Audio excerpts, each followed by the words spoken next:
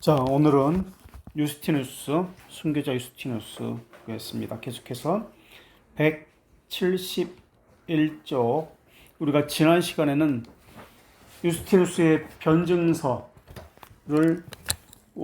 찾아보았습니다. 그래서 살펴보았고요.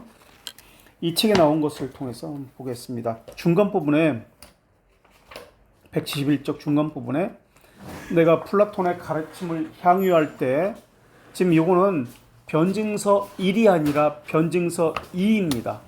변증서 2인데 여기 변증서 지금 1이라고 그렇게 나왔죠. 변증서 2, 내가 플라톤의 가르침을 향유할 때 황제와 원로원에게 보낸 편지입니다. 기독교인에 대한 중상모략을 들었습니다. 죽음조차 두려워하지 않는 그들을 보며 나는 두려워할 수밖에 없었습니다. 그들은 기독교인의 삶을 보고 두려워했다는 겁니다. 그들은 사악하게 살기는커녕 어떠한 저항도 하지 않았습니다. 도저히 믿을 수가 없었습니다. 기독교인들에게 세 가지 혐의를 씌웠는데 어떤 혐의들이었죠? 기독교인들이 로마에서 혐의를 씌웠는데 어떤 혐의들이었죠?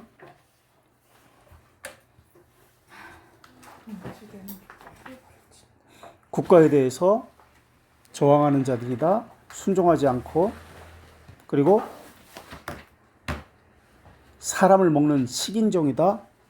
그리고 근친상간을 한다. 이 세 가지 혐의를 가지고 기독교인들을 몰아붙여서 핍박을 했습니다. 근데 사실 이러한 것은 로마 사람들이 더했죠. 동성애라든지 근친상간이라든지 영아 유괴라든지 이러한 것들은 오히려 로마 시대의 문화였습니다. 계속해서 읽겠습니다. 171조. 호색하거나 난폭한 자들 또는 쾌락주의 잔치를 벌이며 즐거워하는 자들은 자신의 쾌락을 빼앗길 수 없는 상태인 죽음에 직면하거나 삶을 지속할 수 없어 쾌락을 방해하는 권력으로부터 피하려고 할 때 어쩔 수 없이 죽음을 선택할 것입니다. 지금 이것은 12장 이야기합니다. 변증서 2의 12장을 지금 이야기하고 있습니다. 이 책은 지금 이러한 행위들은 사악한 귀신들의 조종을 받아 행하는 것들입니다. 기독교에 대한 반감을 가진 자들의 거짓되고 고소로 인해서 어린이들과 연약한 여인들이 끌려나와서 고문을 당했습니다. 우리가 모두 보는 앞에서 분명한 이유나 증거도 없이 황당무계한 죄목을 억지로 인정하도록 위협을 당했습니다. 그래서 이러한 것들에 대해서 엄벌해야 된다고, 공정한 재판을 받아야 한다고 그렇게 황제가 각 행정관들에게 편지를, 공문을 보냈었죠. 그래서 68장 결론에서 밝히면서 공정한 증거를 가진 재판을 청원합니다. 그렇게 이야기했죠.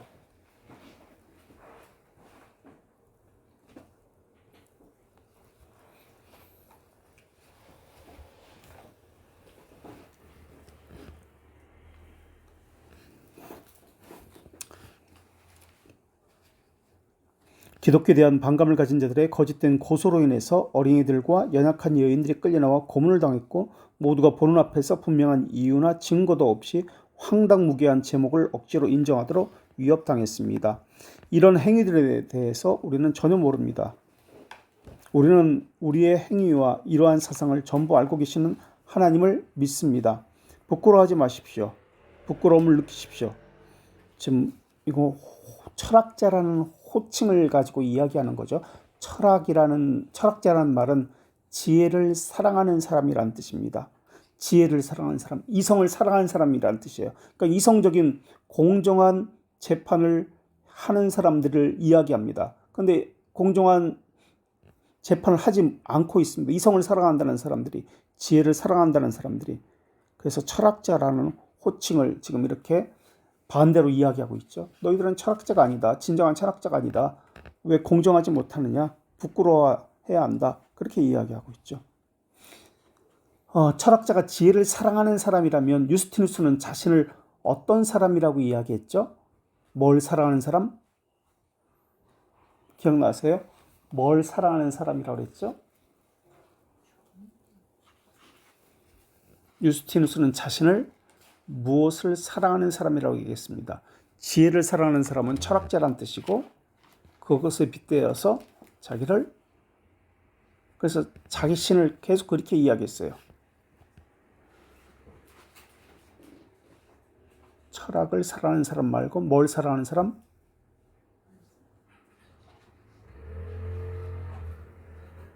뭘 사랑하는 사람? 진리를 사랑하는 사람. 진리를 사랑하는 사람이라고 그렇게 이야기했죠. 그래서 철학자라는 것과 대조해서 진리를 사랑하는 사람입니다.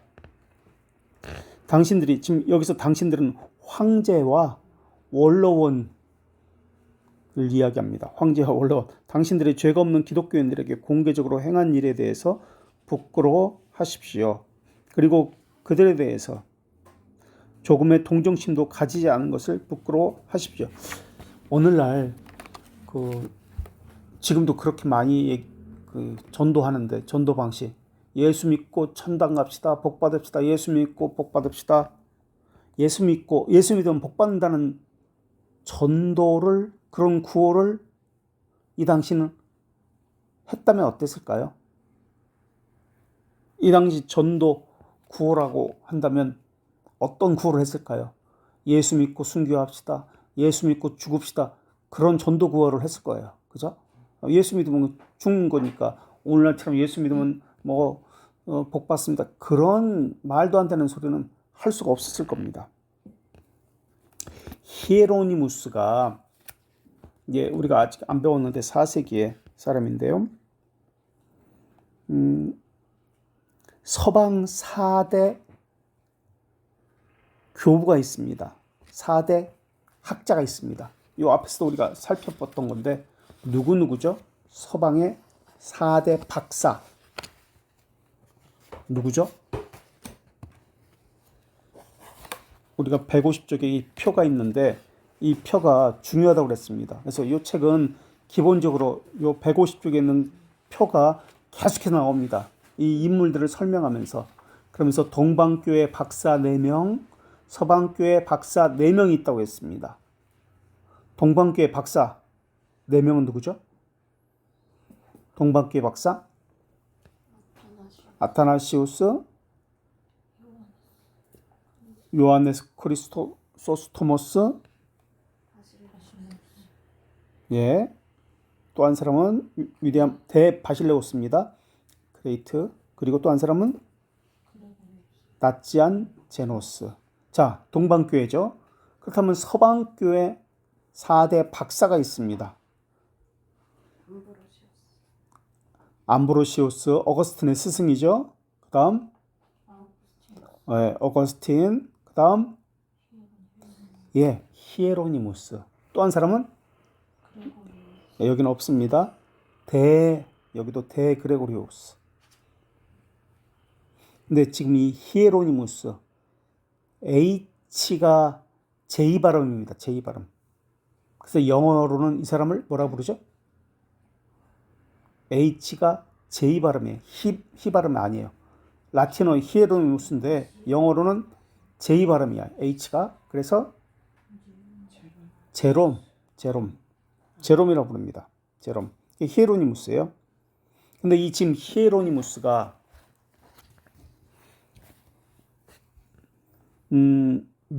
명인록이라는 책을 썼습니다. 명인록. 그러니까 유명한 사람, 이 당시에 있었던 그 사람들, 이 사람이 4세기, 지금 5세기 사람이니까 420년에 죽었으니까 5세기 초반까지 있었던 사람인데 그 전까지의 사람들, 유명한 사람들, 순교자들의 글을 썼어요. 그래서 그 책 이름이 명인록이에요. 그 책을 제가 갖고 오려다가 못 갖고 왔는데 번역되어 나왔습니다. 거기에 보면 유스티누스에 대한 이야기가 있습니다. 23번째 소개된 인물로 나옵니다. 그래서 철학자라 그렇게 소개합니다. 유스티누스를 철학자라고 소개해요.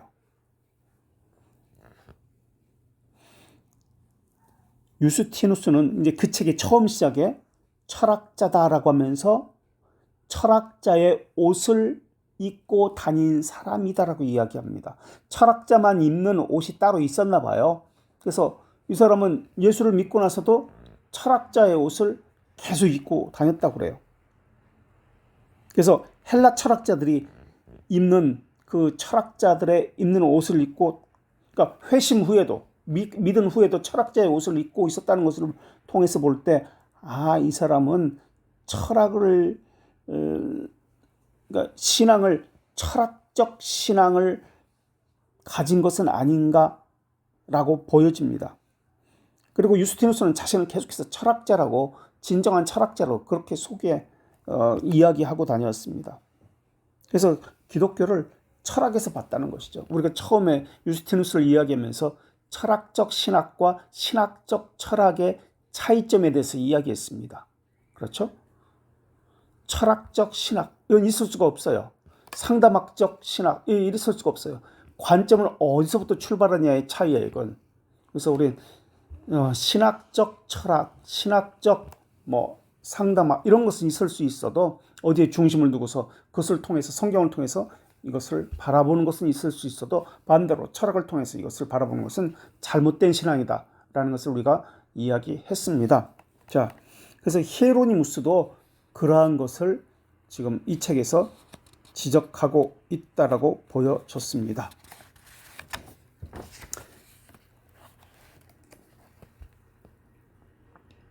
그리고 유스티누스는 이제 사람들하고 철학자니까 토론을 많이 했잖아요. 논쟁을 많이 했습니다. 근데 토론에도 규칙이 있었다고 해요. 그 당시에 토론의 규칙을 따르지 않으면 당신은 진리를 사랑하지 않는 사람이다라고 비판을 했다고 합니다. 그리고 진리를 사랑한다는 증거가 이 사람이 무엇이라고 그랬냐면 무엇이라고 했을까요? 진리를 사랑하는 증거가 이것이다라고 얘기했습니다. 무엇이라고 했을까요? 진리를 사랑하는 증거가, 당신이 진리를 사랑한다면 이것을 하게 됩니다. 이것을 합니다. 결국 이 사람은 이것을 했습니다. 이것이 무엇일까요? 진리를 사랑한다는 증거?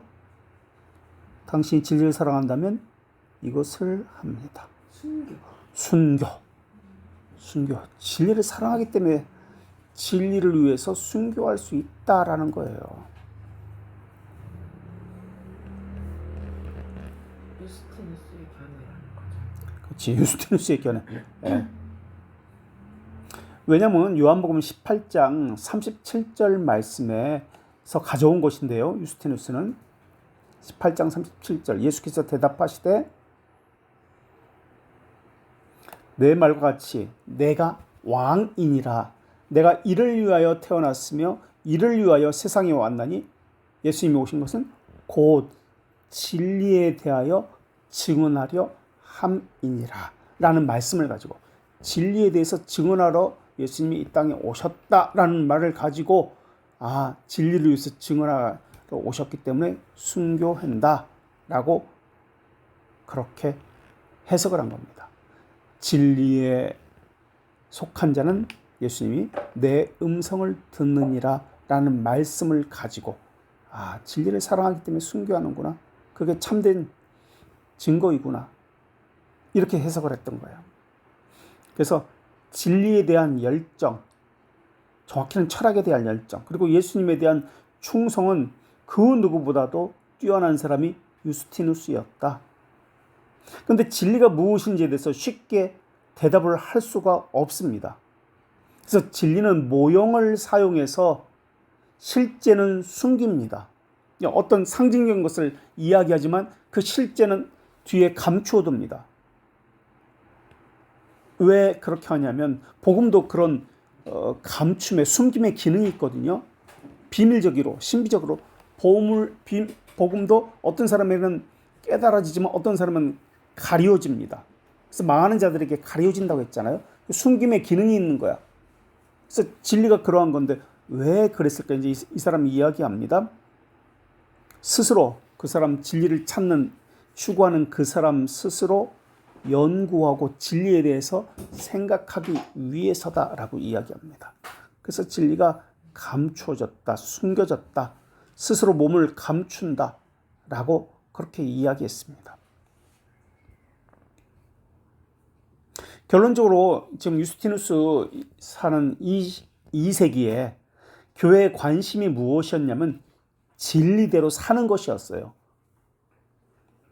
참된 진리를 가진 사람은 순교하는 것이다 라고 했잖아요. 유스티누스가. 결국 이것이 말하고자 하는 것은 교회의 가르침대로 사는 것, 그러니까 순교하는 것, 순교가 이제 사는 거잖아요.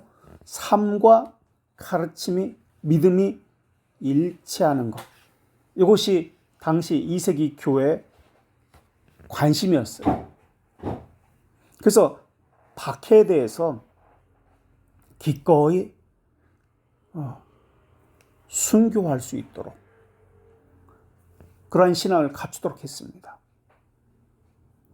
그리고요, 이 진리를 가지기 위해서, 보존하기 위해서 이단, 분파, 세상과 타협을 거부했습니다. 이것이 2세기 기독교의 모습이었어요. 삶과 일치하는 것. 근데 오늘날은 어떻습니까? 삶과 가르침이 일치합니까? 배운 바가 삶과 일치합니까? 아니요, 교리에 관심이 없어요. 진리에 대해서 관심이 없어요. 그래서 삶에 대해서는 관심이 없는 거예요. 이게 한국교회 모습이에요. 진리에 대해서 모르니까 삶에 대해서도 관심이 없는 거예요. 믿음은 어디에 쌓인다고 그랬죠? 믿음은 청결한 양심에 믿음이 세워집니다. 그래서 청결한 양심을 갖기 위해서, 청결한 양심은 사람들 앞에 보이지 않는 것이거든요. 겉으로 드러나지 않아요. 자기만 알아. 그래서 동기, 원인, 과정까지 결과만 드러나잖아요. 행위만 드러나잖아요. 그러나 청결한 이 양심은 동기, 과정, 그 이유, 그 내면의 것까지 신경을 쓰게 됩니다.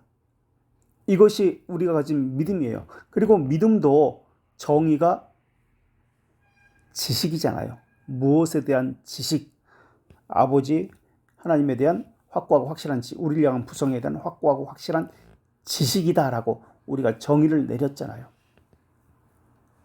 자, 그래서 초대교회 성도들은, 교회는 세상과 타협을 하지 않았다. 계속해서 보겠습니다. 그리고 172쪽 변증서 2, 지금까지 읽었던 것이 변증서 2입니다.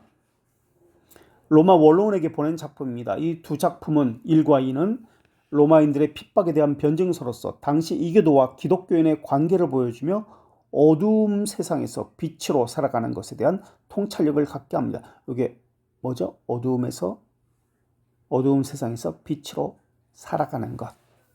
이게 뭐예요? 이게 뭐예요? 이게 뭐예요? 어두운 세상에서, 어두움 속에서 빛으로 살아가는 것. 어두움 속에서 빛으로. 이게 뭐예요?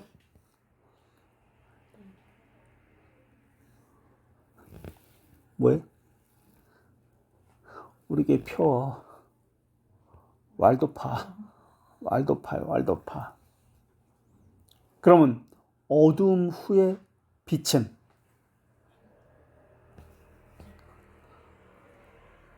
그렇죠.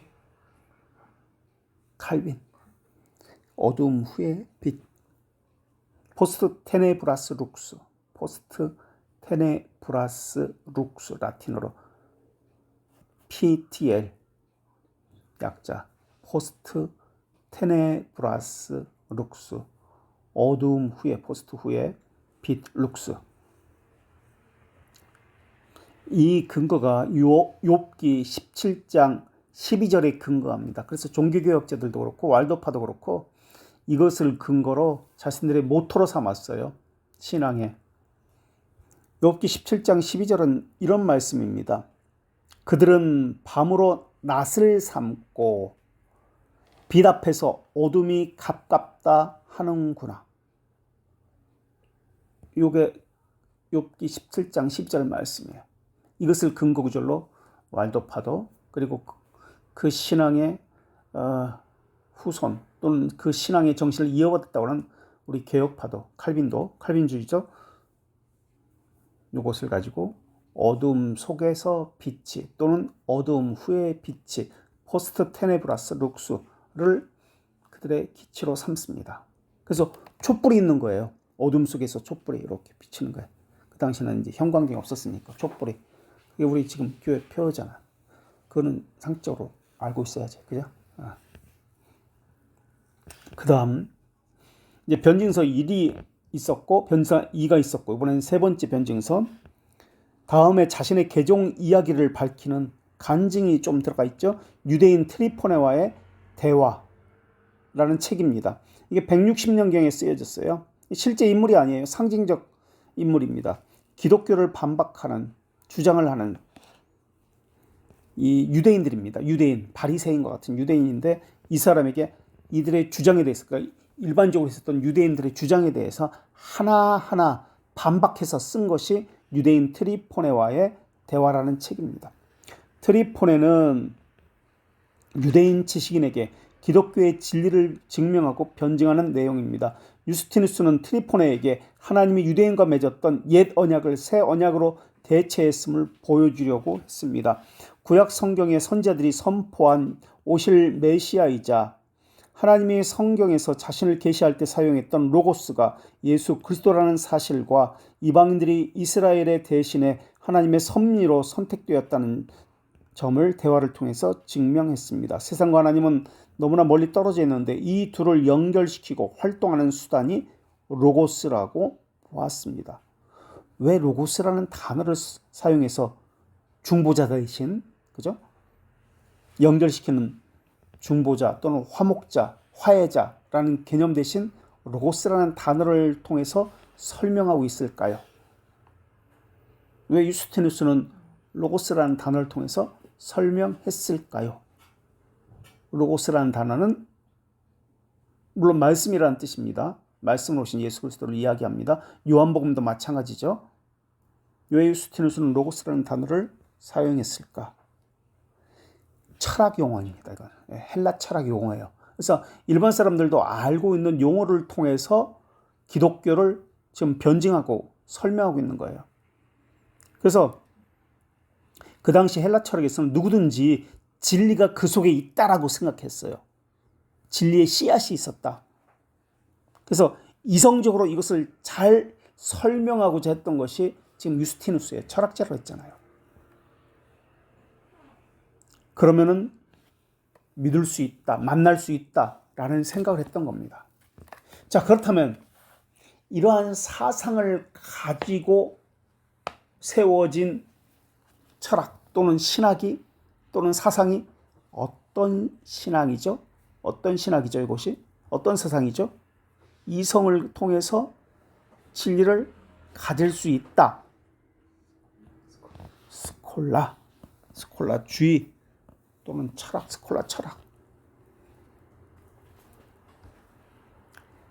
주의라는 것은 이즘이잖아요. 이즘. 신념입니다. 신념. 유일한 진리가 아니라 그래서 개혁주의라고 해서는 안 된다라고 했습니다. 수많은 것 가운데 하나입니다. 그러나 우리는 개혁주의라고 하지 않고 이즘이라고 하지 않고 유일한 진리라고 우리는 믿고 있습니다. 그래서 개혁 신학 그리고 우리의 삶과 연결될 때는 개혁 신앙이라고 이야기합니다. 개혁주의는 다른 것도 있다는 뜻입니다. 인정한다는 뜻이에요. 그래서 수많은 것들 중에 어입니다. 어맨. 그 더맨이 아니라 그 하나님이 아니라 더 갓이 아니라 갓입니다. 수많은 것들 진리 가운데 하나예요. 그냥 개혁주의라는 단어를 쓰면 안 되죠. 근데 이제 한국 교회는 그것이 물론 유일한 진리라는 개념으로 그렇게 쓰고 있지만 보편적인 어느새 단어가 되었지만은 사실은 그 개념 자체가 잘못된 용어입니다. 개혁주의. 이즘이란 단어이니까 리폼드 이즘. 말이 안 돼, 이즘. 어쨌든 자, 이 점은 유스티누스의 부정적인 면이라 생각합니다. 이제 해석이 들어가는 거죠. 해석이 교회사 가운데 반드시 들어가야 돼요. 오늘도 어떤 책을 읽었는데 해석이 안 들어가고 적용이 안 들어가면 재미가 없어서 읽을 수가 없어. 그러니까 어떤 팩트만 가지고 딱 있는 그대로만 가지고 다 설명하는 거예요. 지루해가지고 그냥 읽었다가 다시 읽었다가 이게 어디로 갔는지 막 기억이 하나도 안 나고 막 그래. 겨우 다 보긴 했는데 저는 그런 책은 좀 별로야. 개인적으로는 그래요. 제 성향이. 그래서 해석을 하는 게 난 너무 좋아. 어떻게 해석하느냐에 따라서 그게 이 사람이 대단해 그게. 어쨌든 지금 해석을 하는 겁니다. 이 점은 유스티누스의 부정적인 면이라 생각합니다. 기독교 변증도 중요하지만 이교 철학의 가치를 성경 진리만큼 높이는 것은 좀 지나치다는 비평을 받습니다. 아무튼 유대인 트레포네와의 대화에서 그는 서론에 이어 1장에서 9장까지에서 자신이 어떻게 기독교로 개종했는지 자세히 설명하고 있습니다.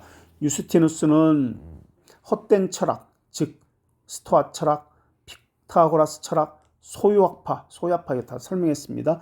속하면서 진리를 찾고자 했고 자신의 영을 위해서 플라톤주의에 심취했으나 헛수고였음을 밝힙니다. 하지만 구약 성경에 게시된 메시아가 예수 그리스도임을 발견하게 되었음을 자세히 설명합니다. 그러면서 이런 내용이 있다. 유스틴은 이제 지금 남겨진 책은 요 세 가지밖에 없어요. 지금 다 우리 말로 번역되어서 있죠. 변증론 1, 제1변증론, 제2변증론, 유대인 트리포네와의 대화, 이건 다 번역되어 있습니다. 그래서 다 볼 수가 있어요. 근데 이 책 말고도 문헌에 보면은 이제 다 없는 거죠. 불태가지고 소실된 책이죠.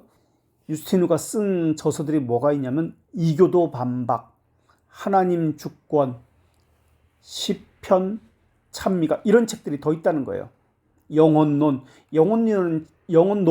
책은 웬만한 사람은 다 썼어요. 칼빈도 썼고 어거스틴도 썼고 영혼론. 그래서 영혼에 대해서 관심이 있었어요. 초대교회 사람들도 그렇고 영혼론, 또 유대인 반박, 또 당시에 동시에 사람이었던 마르키온이라는 사람, 마르키온 반박 이런 책들이 썼다라고 했는데 다 소실되었습니다. 그래서 문헌에는 이런 책들이 썼다라는 것은 나와요. 유스티누스가. 어쨌든 그리고 모든 이단 반박이라는 책도 있습니다. 이단 반박이라는 책도 유스티누스가 썼다라고 나옵니다. 자, 그렇다면 우리는 유스티누스가 우리가 지난번에는 철학적 신념을 가졌다고 아주 진리를 갖지 못했다, 진정한 신앙인이 아니다라고 제가 그렇게 반박을 했는데 그렇게 비난했고 또는 책망 또는 뭐 어쨌든 부정적으로 그렇게 이야기했는데 그렇다면 유스티누스의 공로가 무엇이냐 하는 것을 우리가 살펴야 합니다.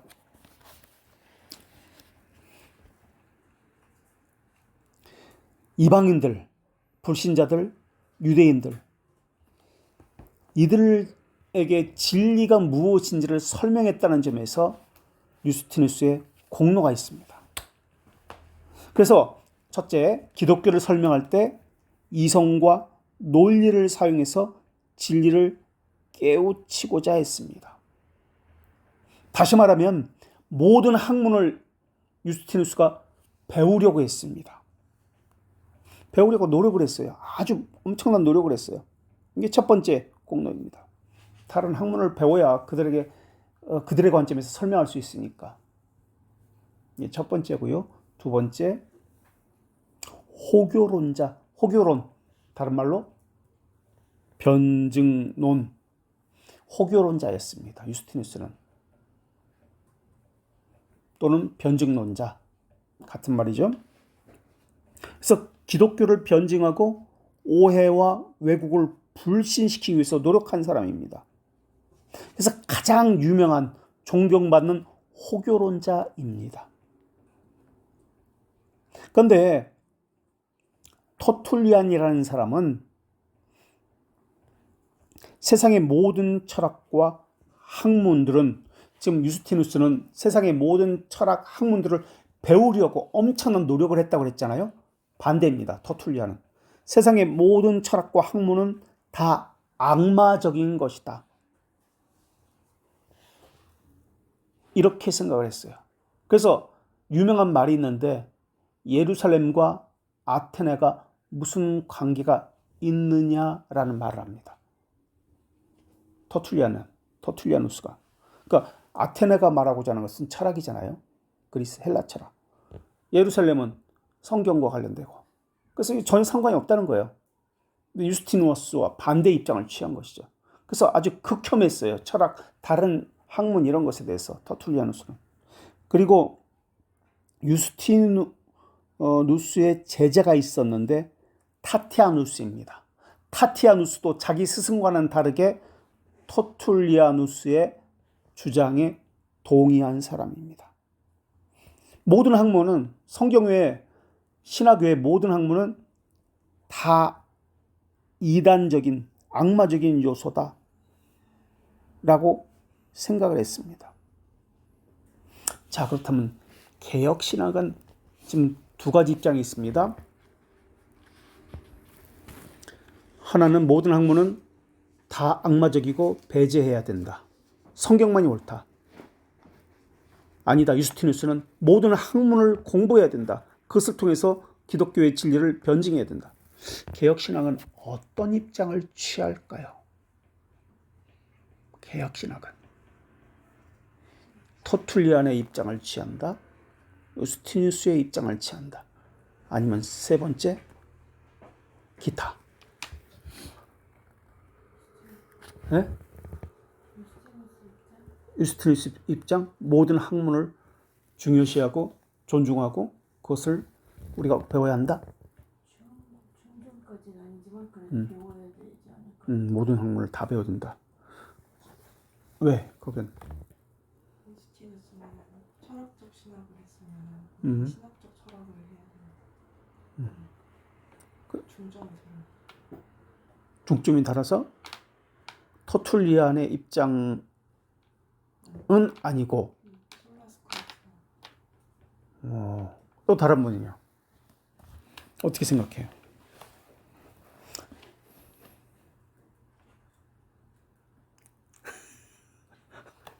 어떻게 생각해요? 어떤 입장을 취하나요? 개혁신앙은? 우리는 어떤 입장을 취해왔습니까? 지금까지 그럼 예전에 별개의 것이라고 생각해야지. 그러니까 예루살렘과 다른 학문과 아테네가 무슨 상관이 있느냐라는 이렇게 생각했지. 터툴리안의 입장에 있었다. 그 얘기잖아. 그죠? 대부분 그렇게. 그게 개혁신앙이라고 생각해죠. 개혁신앙이라고? 개혁신앙. 개혁신앙은 아니어도 그래도 일반 신앙에서 일반적으로 신앙이랑 학문을 연결시키진 않아. 칼빈, 어거스틴 어떻게 했을까? 기독교학을 썼을 때 그걸 다시 한번 또 묻겠습니다. 근데 칼빈은 철학자에서 출발한. 칼빈도 찌빙글레도 그 인문주의자였지. 물론 칼빈도 인문주의. 기독교학을 썼을 때 어거스틴도 그렇고 철학을 사용했죠. 철학을 엄청 활용했죠. 역사를 엄청 활용했죠. 그래서 기독교학의 사권 같은 경우는 교회사를 모르고는 기독교학의 사권을 볼 수가 없어. 특히 중세교회사를 모르고는.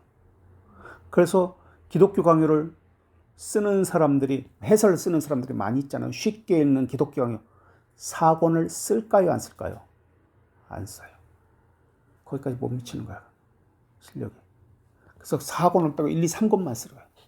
그래서 시중에 나오는 해설서, 한국 사람이 쓴 거 얘기하는 거예요. 쉽게 읽는 기독교 강요, 이런 그런 개념으로 기초나 이런 걸 이야기할 때 4권을 안 써요. 교회사를 모르기 때문에. 또 그것을 읽는 사람들의 입장에서도 교회사를 모르기 때문에 그 써도 소용이 없는 거예요. 자, 우리는 그 둘 모두를 배격합니다. 그럼 어떤 입장을 취하느냐? 하나님이 주신 이성을 사용한다는 입장을 취합니다. 그래서 하나님이 주신 이성을 사용해서 성경 계시 의존 신앙을 갖습니다. 철학을 배제하지 않습니다. 제가 한때 몇 달 전에 철학에 대해서 그렇게 이야기하니까 개혁신앙 아니다, 그런 얘기도 있었던 것 같은데 아니에요. 성경에도 지금 우리 바울만 이야기해도 두 가지 스토이고하고 또 뭐가 나오더라? 그 철학이 나오잖아요. 그죠? 뭐지? 에피쿠로스 학파. 그 이야기가 나오잖아요. 성경적 입장에서 아까 우리 저기가 이야기한 것처럼 성경에서 철학을 보는 거예요. 신학적 철학을 하는 거예요. 이게 개혁신학의 입장이에요. 철학에서 성경을 보는 유스티니우스와는 다릅니다. 그렇다고 철학은 다 악마적이다, 이단적이다, 다 배제하다. 이것도 아닙니다. 우리가 제1원인, 제2원인, 제3원이라는 것을 배웠어요. 유한 원인, 뭐 효과적 원인, 뭐 등등 이런 거 배웠잖아요. 그죠? 이게 철학이에요. 아리스토텔레스 철학. 우리가 아리스토텔레스가 잘못된 철학을 가지고 있다라는 것을 개혁신학에서도 이야기하지만 그러나 좋은 것, 옳은 것, 바른 것은 우리가 다 수용합니다. 또 옳은 것을 이야기했다라고 우리가 좋게 여기는 사람들이 말하는 것 중에서도 잘못되게 말한 것도 많이 있습니다. 이것은 우리는 다 배제합니다. 그 사람이 무조건 옳다, 저 사람은 무조건 틀렸다 그렇게 이야기하지 않습니다. 성경의 관점에서 이것을 바르게 해석해서 옳고 그름을 따져서 우리는 합리적인 이성을 가지고 그것을 해석을 하고 판단을 합니다. 이것이 개혁신학이에요. 그런데 터툴리아는 그 악마적인 거야. 기독교 이외의 모든 것은 정복해야 돼. 없애야 돼. 이런 입장이었어요. 이게 지금 오늘날 일반적으로 기독교 신앙 내에 있는 그런 오류, 그런 사고들입니다. 극단주의자예요. 극단주의자들. 그렇지 않아요. 개혁신앙은. 자, 혹시 유스티누스와 관련해서 하실 말씀 있어요? 아직 끝나지는 않았지만 오랜 시간 유스티누스에 대해서 살폈는데 우리는 이런 해석을 통해서 우리의 신앙이 어떤 것인지 자신을 돌아볼 수 있어야 되고요. 바른 신앙이 무엇인지를 해석해낼 줄 알아야 됩니다. 자신의 삶에서. 자, 빈 곳을 채우는 하나님, God of the Gap이라는 것인데요. 이것은 철학입니다. 빈 곳을 채우는 하나님. 오늘날 신앙이죠. 이건 무엇이냐면 20세기 신학인데요. 철학이죠. 철학. 헨리 드루몬드라는 사람이 스코틀랜드 사람인데요. 19세기에 만들어낸 겁니다. 빈 곳을 채우시는 하나님이다. 우리의 신앙이 이거라는 거예요. 빈 곳을 채우는 하나님. 갭을 채우시는 하나님. 이 갭이 지금 있는데 힘들면 하나님을 찾는다는 거예요. 그 당시 사람들, 오늘날도 마찬가지죠. 19세기 사람들, 스코틀랜드 사람들이 답답하면 하나님을 찾는다는 거예요. 평소는 안 찾다가 답답하면 하나님을 찾는다. 힘들면 하나님을 찾는다. 내가 없으면, 내가 부족하면, 내가 필요로 하면 그때 하나님을 찾는다. 평소는 하나님을 찾지 않는다. 그게 바로 빈 곳을 채우신 하나님이다. 빈 곳을 채우는 하나님 신학이다. 라는 것을 이야기하고 있는 거예요. 이게 지금. 내 필요에 따라서 하나님을 찾습니다. 평소에는 관심이 없어요. 하나님에 대해서. 사탄도 하나님의 존재를 믿습니다. 그러나 이러한 사람들은 어떤 하나님에 대해서는 관심이 없습니다. 내가 받을 혜택, 내가 필요한 것, 내게 줄 유익, 이런 것만 관심이 있습니다.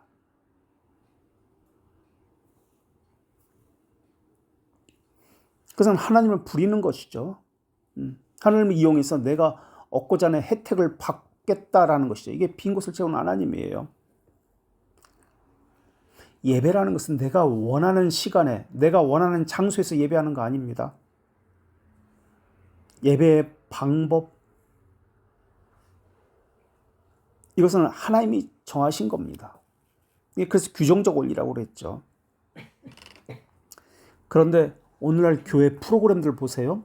교회 프로그램들은 어느 교회에서 성공했다더라, 부흥했다더라 라는 것을 가지고 똑같이 그 교회 것을 가지고 들어와서 이 교회에서도 행합니다. 이게 뭐다? 빈 곳을 채우시는 하나님이라는 신학이에요. 제자 훈련하면 한국교회 전체가 다 제자 훈련해요. 1대1 뭐 큐티 이런 거 하면 한국교회 전체가 1대1 큐티예요. 한 교회에서 드럼 치고 찬양 뭐 이렇게 하면 전 교회가 시골 교회도 개척 교회도 다 드럼 갖다 놓고 기타 치고 찬양팀 만들어 가지고 옷 똑같은 거 입고 찬양해요. 그러면 부흥이 된다고 생각해요. 그럼 하나님의 임재가 있다고 생각해요. 이게 다 빈 곳을 채우는 하나님 신학이에요. 누가 그렇게 했더니 부흥했다더라. 성공했다더라. 무엇이 바르고 무엇이 역사적 신앙인지에 대해서는 관심이 없어요. 결과만 좋으면 모든 것이 선하다. 청결한 양심의 믿음이 세워진다고 했는데 이게 바로 나의 빈 곳을 채우시는 하나님 신앙입니다. 그런 하나님을 섬기는 거예요. 이건 기독교 신학 아닙니다. 이것은 철학이에요. 철학. 세상 철학. 이런 신앙에 대해서 경각심을 가져야 되는데 오히려 이것을 부추겨요. 이건 신앙이 아니라 철학인데. 히틀러를 암살하려고 했던 사람이 목사가 있었는데 본 회퍼라는 사람입니다. 이 사람의 신학이 사신신학입니다. 이 사람의 신학이 이것과 비슷해요. 6일 동안 열심히 일하고 힘드니까 쉬면서 하나님을 찾는다는 거예요. 평소엔 찾지 않습니다. 이게 지금 빈 곳을 채우는 하나님 신학입니다. 6일 동안 안 찾는 거예요. 요즘은 5일이죠. 5일 근무니까. 열심히 평소에는 일을 합니다. 하나님 관심 없어. 안 찾아. 그리고 힘이 드니까, 어려우니까 주일에 그 시간에 하나님을 찾는 거. 왜? 허전하니까. 무엇이 비어 있으니까. 무엇이 채워지고 싶으니까. 감정적으로. 물질적으로도 마찬가지고요. 그래서 하나님을 그때 찾는 겁니다. 나의 빈 곳을 하나님으로 채워야 합니다. 요 신학이에요. 그게 빈 곳을 채우는 하나님이라는 거예요. 어떤 분야는 관심 없어요. 그 하나님 내게 채워주느냐, 내 필요가 채워지느냐, 요거에 관심이 있습니다. 요게 지금 빈 곳을 채우는 하나님이라는 겁니다. 자, 읽어보겠습니다. 빈 곳을 채우는 하나님. 유스티누스의 삶에서 교훈을 찾아본다면 이제 그런 얘기는 전혀 안 써 있잖아요. 이게 이 책에는 안 써 있어요. 왜냐면 그거는 이제 근현대 교회사에서 이야기가 되니까 한참 후 얘기예요. 하지만 그것을 이제 속으로 이렇게 꽁쳐두고 염두에 두고 그걸 지금 말하고 있는 거예요. 유스티누스의 삶에서 교훈을 찾아본다면 기독교인들은 진리를 쫓아가는 사람들이라는 것을 알게 됩니다. 진리가 무엇이냐는 규정을 해야 돼요. 지금 여기서 내 빈 곳을 채워주는 하나님이냐, 빈 곳을 채워주는 것이 진리냐, 그 얘기를 하고 있습니다. 모든 기독교인들이 진리이신 예수 그리스도를 쫓아가면서 고민했으면 좋겠습니다. 만약에 그분을 나의 빈 곳을 채우는 하나님, 갭을 채우는 하나님으로 삼는다면 필요할 때마다 저를 찾는 것, 미시를 숭배하는 것과 다를 바가 없습니다. 성경의 인물들, 성경의 사람들, 사건들 가운데 빈 곳을 채우는 하나님으로 쫓아다녔던 사람들이 있습니다. 어떤 사건에 나오죠? 그래서 그게 아니다 그러니까 다 도망갔잖아요. 다 떠나갔어요. 복음서에 보면 그렇죠. 오병이어의 기적이에요. 그때부터 아니다 그러니까 그때부터 다 떠나가는 거예요. 다 버리고 왔어요. 그래서 제자들에게 너희도 나를 떠나 가려느냐 그러니까 진리의 말씀이 여기 계시면 저희가 어디로 가리까? 그렇게 이야기하잖아요. 베드로가. 필요할 때마다 저를 찾는 것, 미신을 숭배하는 것과 다름이 없습니다. 교회가 나의 부족한 부분을 채우는 곳에 지나지 않는다고 생각합니까? 그러면 당신은 심각한 신앙적 위기에 빠지는, 지금 말은 좋게 신앙적 위기에 빠져 있다고 했지만 당신은 신앙이 아닙니다. 불신자입니다. 그 얘기하는 거예요. 현대 기독교인들은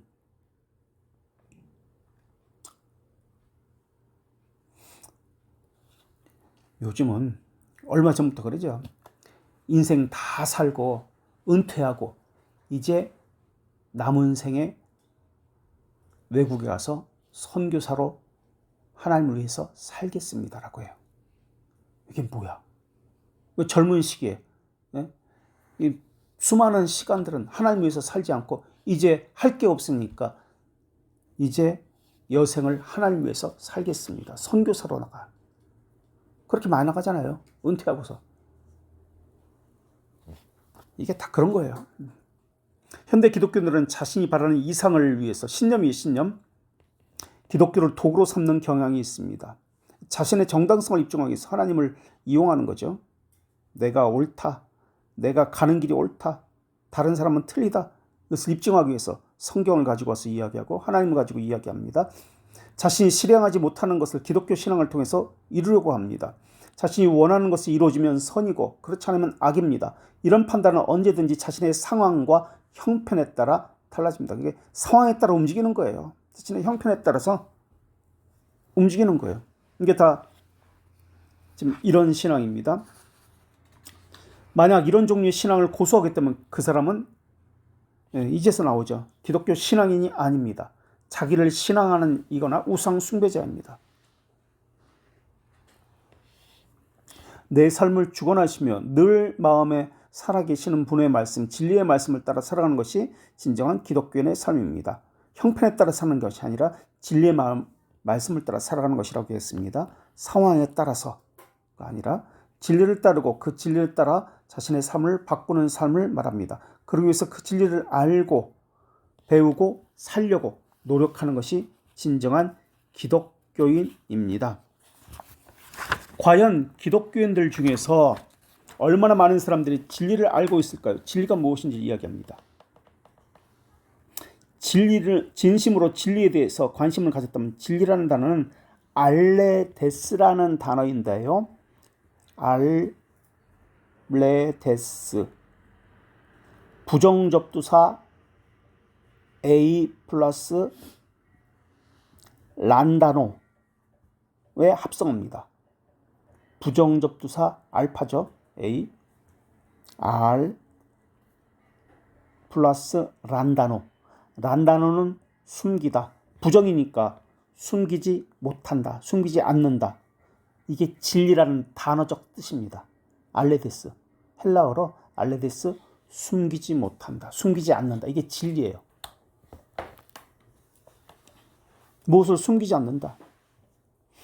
진실성, 단순성, 옳음, 선함 이런 개념을 품고 있는 것이 진리란 뜻입니다. 숨기지 못하니까 하나님부터 온 것을 숨기지 못하니까 이 진리라는 뜻이에요. 그래서 성화라는 것은 다른 것이 아니에요.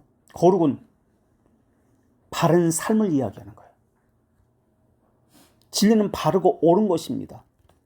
그래서 진리에 진짜 관심이 있다면 자신의 삶에 대해서도 관심을 갖습니다. 자신의 삶이 바른 삶인지 아닌지, 그리고 이 삶이 하나님이 원하시는 삶과 일치하는 것인지, 하나님이 진리니까 진리와 일치하는지 이것에 관심이 있습니다. 이게 진리를 추구하는 사람들의 모습입니다. 그래서 개혁신앙은 진리를 추구하는 사람들이기 때문에 삶과 연결시켜서 바른 진리가 삶에서 믿음 바에 따라서 나타납니다.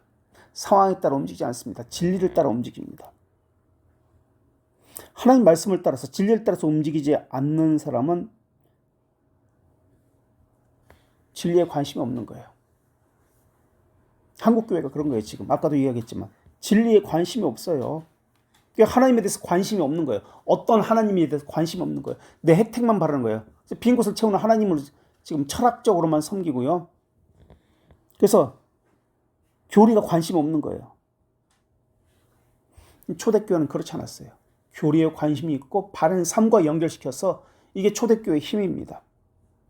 그저 교회 다닌다, 기도한다, 선교한다, 전도한다. 진리에 관심이 없어요. 그것은 하나님이 어떤 분인지에 관심이 없다는 말과 연결되어지고 자신의 삶이 바른지 하나님의 말씀대로 하고 있는지 관심이 없다는 말입니다. 그저 이름만 가지고 지위, 드러난 가시적인 것만 가지고 그것이 신앙이다라고 합니다. 이것을 위선이다, 형식이다 라고 이야기합니다. 그래서 신앙이라는 것은 선한 양심을 가지고, 청결한 믿음이라고 했잖아요. 청결한 양심을 가지고 하나님의 영광을 위한 삶, 이게 신앙입니다. 선한 양심을 가지고, 청결한 양심, 선한 양심을 가지고 하나님의 영광을 위한 삶, 이게 신앙입니다. 근데 한국교회에 없어요. 그래서 어떤 하나님이 관심이 없고 진리에 대해서 관심 없습니다.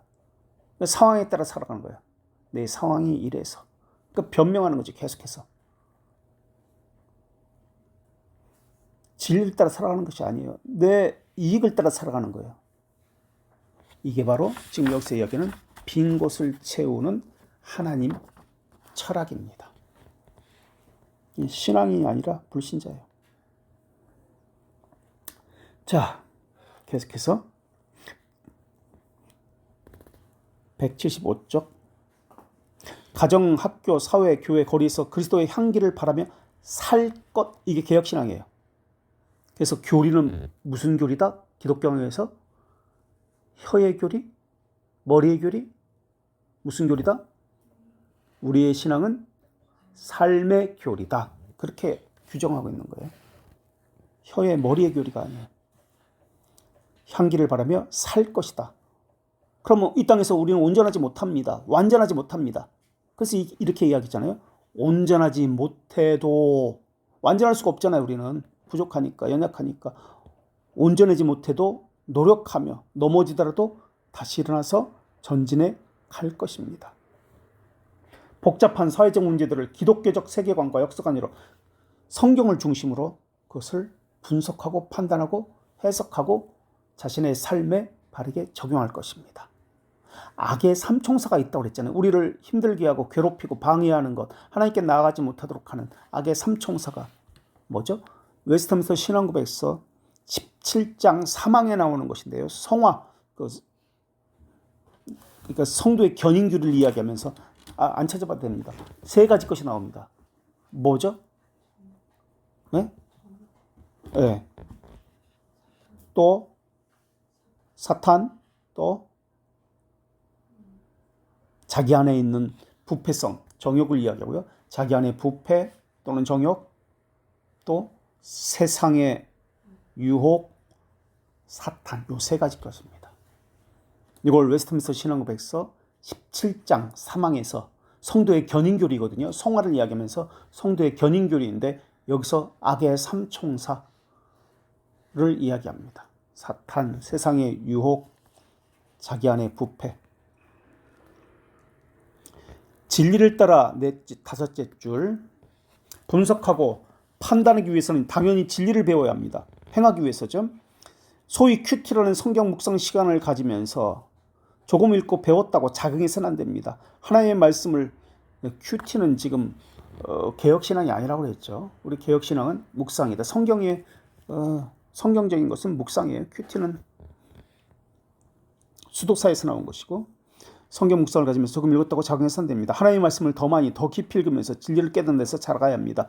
이러기 위해서는 진지하게 교회당 와서 예배를 드리고 말씀, 교리라는 것이죠. 교리를 배우는데 전념해야 됩니다. 주일 예배 후에 가지는 친목회 같은 모임의 마음을 그 중심이 돼가지고 있다면 어설픈 신앙생활을 하는 겁니다. 한국교회가 지금 청년들은 오후에, 남자들은 우리가 오후에 빨리 끝나고 축구해야지, 이게 온통이 있어요. 그래서 교회는 축구하기 위해서 오는 거예요. 그런 교회들 많아요. 축구 선교회라고 말을 해. 그래가지고 남자들이 막 청년부가 부흥하는 거예요. 축구 선교회.